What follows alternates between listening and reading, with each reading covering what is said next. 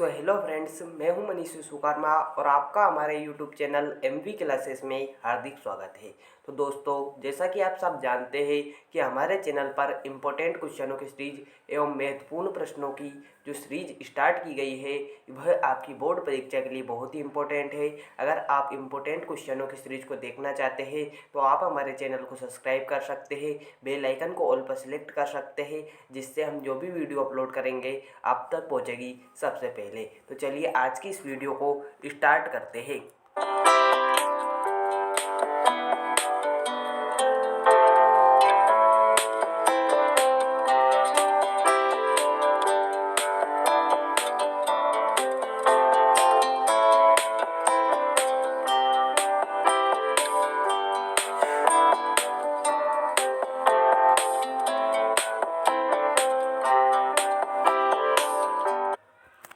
आज की इस वीडियो में हम class 12th subject physics chapter 1 के 2 मार्क के क्वेश्चन देखेंगे। जी हाँ, आज की इस वीडियो में हम सभी इम्पोर्टेंट 2 मार्क के क्वेश्चन जो बोर्ड परीक्षा में आने की संभावना है, जिनकी बोर्ड परीक्षा में आने की संभावना है, वही क्वेश्चनों को हम इस वीडियो में देखेंगे। तो चलिए बिना किसी देरी के आज की इस वीडियो को प्रारंभ करते हैं। तो जो पहला क्वेश्चन है कुछ इस प्रकार दिया गया है, आपको देखिए।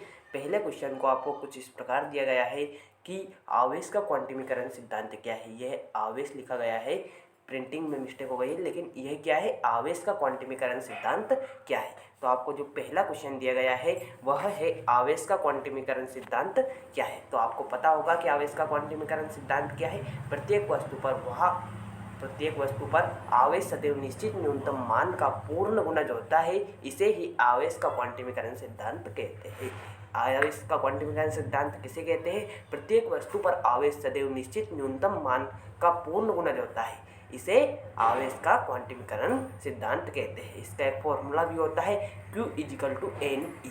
इसका फॉर्मूला होता है Q = NE। आपका इसका फॉर्मूला भी याद रखना है, Q = NE इसका फॉर्मूला होता है। तो पहला प्रश्न था आपका, आवेश का क्वांटिमीकरण सिद्धांत किसे कहते हैं। तो चलिए दूसरा प्रश्न को देखते हैं। दूसरा प्रश्न कुछ आपको इस प्रकार दिया गया है, आवेश की योज्यता किसे कहते हैं। पहला क्वेश्चन था आवेश का क्वांटिमीकरण सिद्धांत लिखिए, और दूसरा आपका है आवेश की योज्यता किसे कहते हैं। तो आवेश की जो योज्यता होती है वो कुछ इस प्रकार है, आवेश की योज्यता से तात्पर्य है कि निकाय पर कुल आवेश का मान निकालने के लिए सभी आवेशों का धनात्मक या ऋणात्मक चिन्ह के साथ लिखकर जोड़ा जाता है। तो जब हम किसी आवेश की योज्यता से तात्पर्य यह है कि निकाय का कुल आवेश का मान निकालने के लिए सभी आवेशों का धनात्मक या ऋणात्मक चिन्ह के साथ लिखकर जोड़ा जाता है, इसे आवेश की योज्यता कहते हैं। धनात्मक एवं ऋणात्मक चिन्ह के साथ लिखकर जोड़ा जाता है, इसे आवेश की योज्यता कहते हैं। तो यह भी प्रश्न आपके बोर्ड परीक्षा की दृष्टि से बहुत ही इंपॉर्टेंट है। चलिए तीसरे प्रश्न की ओर बढ़ते हैं। तीसरा प्रश्न आपको कुछ इस प्रकार दिया गया है, आवेश संरक्षण का नियम लिखिए। यह प्रश्न आपकी बोर्ड परीक्षा की दृष्टि से बहुत ही इंपॉर्टेंट है, आवेश संरक्षण का नियम लिखिए। तो आवेश संरक्षण का नियम आपको कुछ इस प्रकार लिखना है, किसी पृथक्कृत निकाय में धनावेश और ऋणावेश का बीजगणितीय योग नियत होता है। अर्थात आपसे अगर पूछा जाए कि आवेश संरक्षण किसे का नियम लिखिए, तो आवेश संरक्षण किसे कहते हैं, यह आपसे पूछा जाए कि आवेश संरक्षण का सिद्धांत क्या है, तो किसी पृथक्कृत निकाय में धनावेश और ऋणावेश का बीजगणितीय योग सदैव नियत होता है। तो आपको इस प्रकार लिखना है। तो यह प्रश्न भी आपकी बोर्ड परीक्षा की दृष्टि से बहुत ही इंपॉर्टेंट है। तो चलिए चौथे प्रश्न की ओर बढ़ते हैं। चौथा प्रश्न आपसे कुछ इस प्रकार पूछा गया है, देखिए। चौथे प्रश्न में आपसे पूछा गया है, देखिए मैं इसे सेट कर लेता हूँ। चौथे प्रश्न में आपसे पूछा गया है विद्युत संबंधी कूलाम का नियम लिखिए। चौथे प्रश्न में आपसे पूछा गया है विद्युत संबंधी कूलाम का नियम लिखिए। तो आपको कूलाम का नियम लिखना है। तो कूलाम का नियम क्या कहता है, दो बिंदु आवेशों के मध्य लगने वाला आकर्षण या प्रतिकर्षण बल। आकर्षण या प्रतिकर्षण बल उन दोनों आवेशों के गुणनफल के व्युत्क्रमानुपाती या अनुक्रमानुपाती तथा उनके बीच की दूरी के वर्ग के व्युत्क्रमानुपाती होता है। दो बिंदु आवेशों के मध्य लगने वाला आकर्षण या प्रतिकर्षण बल उन दोनों आवेशों के गुणनफल के अनुक्रमानुपाती तथा उनके बीच की दूरी के वर्ग के व्युत्क्रमानुपाती होता है, और यही आवेश जो विद्युत संबंधी कूलाम का नियम है। आवेश संबंधी कूलाम का नियम या विद्युत संबंधी कूलाम का नियम है।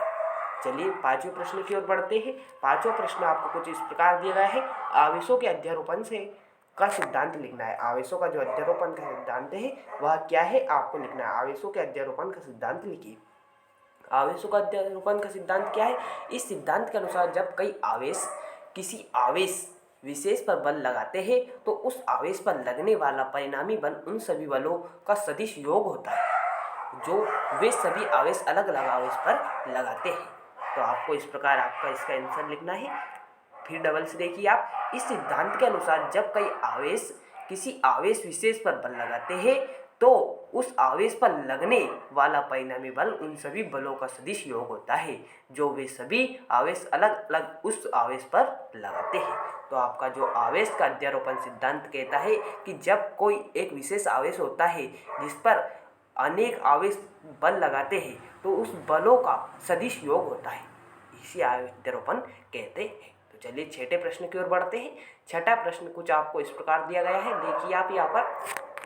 छठा प्रश्न आपको दिया गया है, दो विद्युत क्षेत्र रेखाएं एक दूसरे को क्यों नहीं काटती है। तो आपको बताना है कि दो विद्युत क्षेत्र रेखाएं एक दूसरे को क्यों नहीं काटती है। तो इसका आंसर देखिए आप, दो विद्युत क्षेत्र रेखाएं एक दूसरे को क्यों नहीं काटती, क्योंकि इस स्थिति में काटने बिंदु पर एक से अधिक स्पर्श रेखाएं खींची जा सकती है तो उस बिंदु पर विद्युत क्षेत्र की कई अधिक दिशाएं प्रदर्शित होगी, जो कि यह संभव नहीं है। जब हम यह संभव नहीं है तो इसका अर्थात क्या होता है, क्योंकि इस स्थिति में कटान बिंदु पर एक से अधिक स्पर्श रेखाएं खींची जा सकती है। अगर कोई क्षेत्र बल रेखाएं है यह आपस में कटती है तो उसके कटान बिंदु पर अनेक स्पर्श रेखाएं खींची जा सकती है तो उस बिंदु पर विद्युत क्षेत्र की एक से अधिक दिशाएं प्रदर्शित होती है और एक ही दिशा होती है विद्युत क्षेत्र की, तो यह जो कि संभव नहीं है। इसलिए दो क्षेत्र बल रेखाएं एक दूसरे को आपस में नहीं काटती है। तो इसका यह कारण था,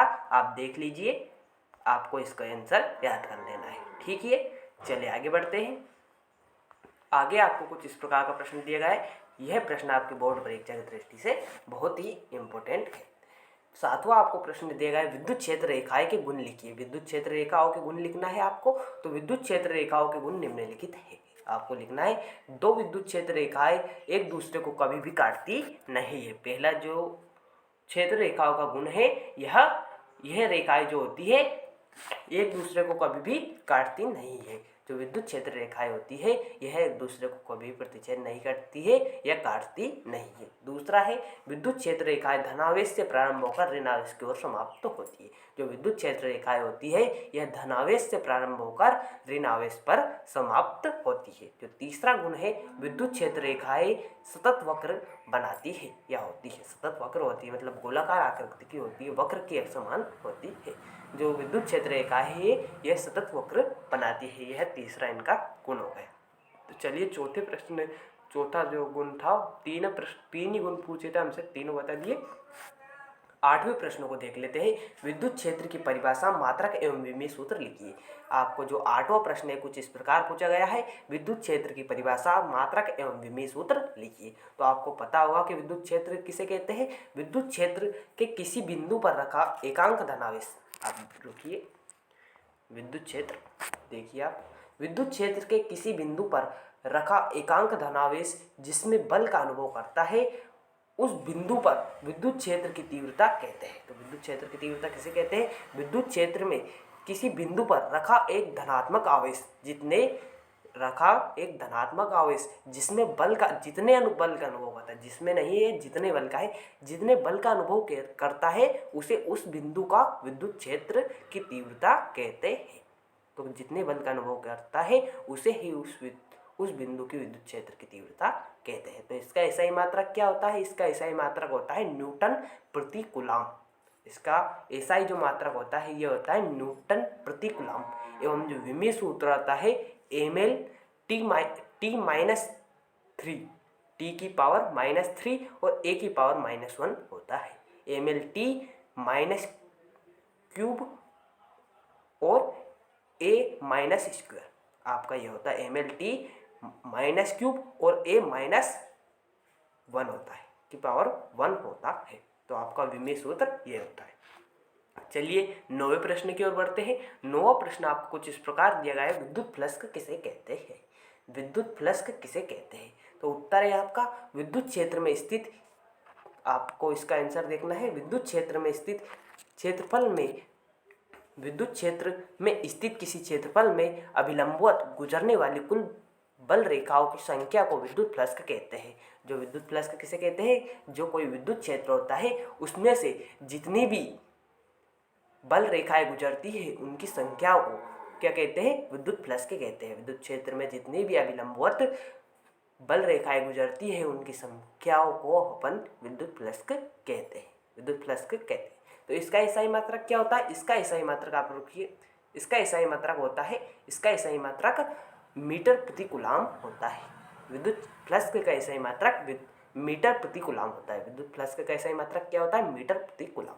तो आज के इस वीडियो में जो मैंने 2 मार्क के क्वेश्चन बताए हैं यह आपकी बोर्ड परीक्षा की दृष्टि से बहुत ही इंपॉर्टेंट है। तो आप अगर इनकी पीडीएफ चाहते हैं तो मुझे कमेंट बॉक्स में कह दीजिए, मैं आपकी इनकी पीडीएफ भी आपको प्रोवाइड करा दूंगा। और आज की इस वीडियो अच्छी लगी हो तो इस वीडियो को लाइक करना ना भूलें और चैनल को सब्सक्राइब करना ना भूलें, क्योंकि ऐसे इंपॉर्टेंट क्वेश्चन मैं आपके लिए प्रोवाइड करता रहूँगा। तो चलिए मिलते हैं अगली वीडियो में। आज की वीडियो को यहीं पर समाप्त करते हैं।